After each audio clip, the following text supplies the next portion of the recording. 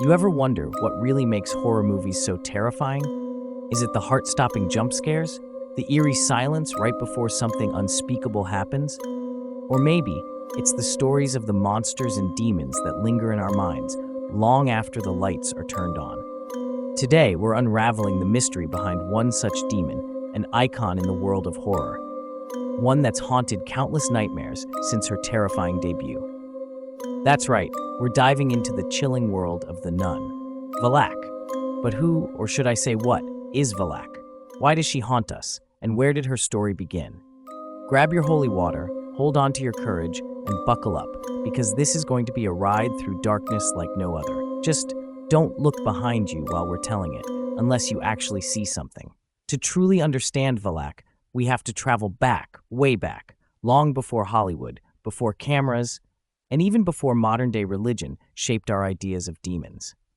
You see, Valak wasn't always a ghostly nun stalking the halls of haunted convents. Her origins are much, much older and far more sinister.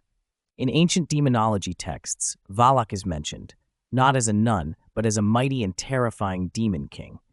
That's right, Valak's original form was far more fearsome than the nun we know today. Imagine a towering figure riding a two-headed dragon, blazing through the skies. In the infamous Lesser Key of Solomon, a grimoire detailing the summoning of spirits and demons, Valak is portrayed as a commanding force, a demon with the power to summon legions. 30 legions of demons, to be precise. That's thousands of demonic entities, all under Valak's control. And trust me, this is no football team you'd want to face. But here's where it gets interesting. Valak, as powerful as he was, wasn't just a mindless force of evil. According to the texts, Valak was also known to possess knowledge of hidden treasures. So if you ever thought you could outwit a demon and score some cursed gold, well, Valak might be the one to strike a deal with. But I wouldn't recommend it. Demons tend to have tricky fine print.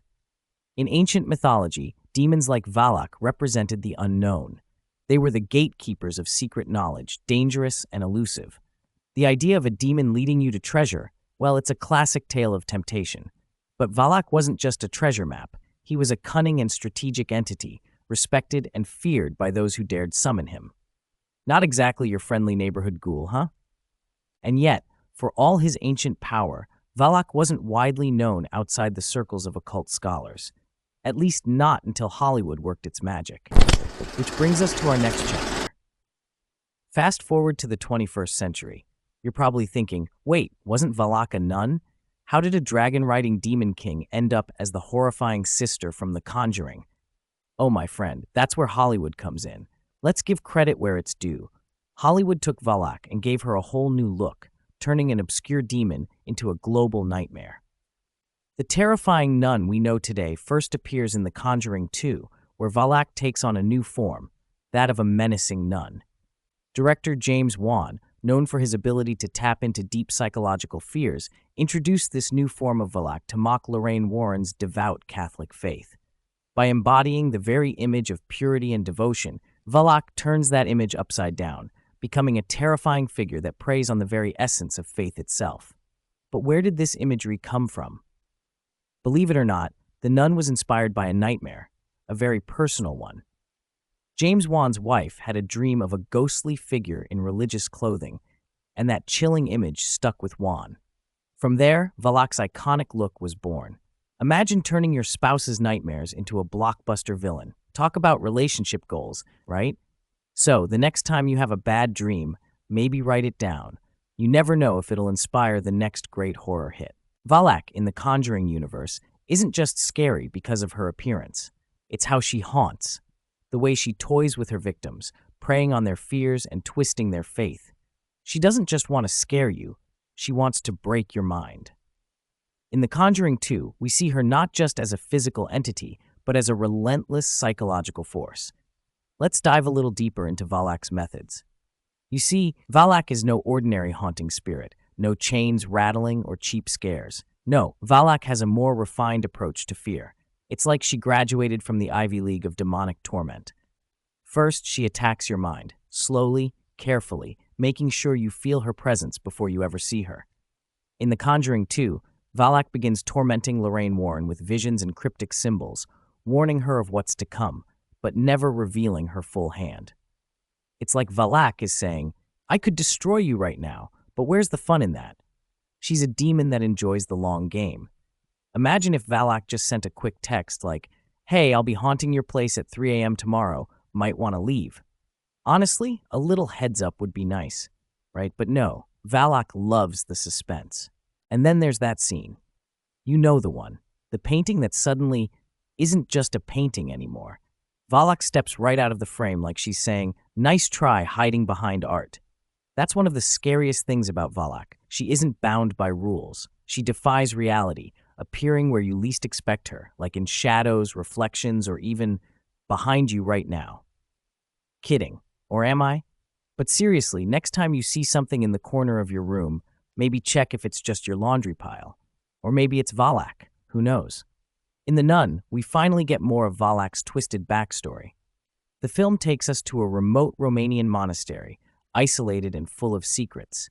Here we learn that Valak was summoned during the Dark Ages by, you guessed it, a cult dabbling in forbidden rituals.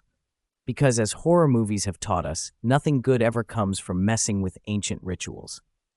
Valak is initially contained by a group of nuns who seal her away using a sacred relic, the blood of Christ. For a time, the abbey remains protected. But of course, in typical horror movie fashion, someone has to go and unleash the ancient evil, and Valak returns, more vengeful than ever. And here's the lesson. If you're ever in a creepy monastery and someone says, don't open that door, don't open the door. It's never just a storage closet. So, after wreaking havoc in medieval monasteries, Valak's reign of terror eventually crosses into the Warrens' lives, binding the stories of the Nun and the Conjuring together. But the question remains, is Valak truly gone? Of course not. You know the rules of horror. No villain ever stays gone for good. Valak is still out there, waiting, lurking in the shadows, and just when you think it's safe, she'll be back, ready to haunt us all over again. Maybe even while you're watching this video late at night. The thing about Valak is that she thrives on fear. Her strength comes from the terror she sows in her victims. And if the films have taught us anything, it's that sometimes the scariest monsters are the ones who can haunt your mind long before they strike. So if you see a shadowy figure in a nun's habit in the corner of your room tonight, well, just remember, it's probably Valak. Or maybe, just maybe, it's time to fold that pile of laundry. And that's the chilling story of Valak, once a demon king, now one of modern cinema's most terrifying villains.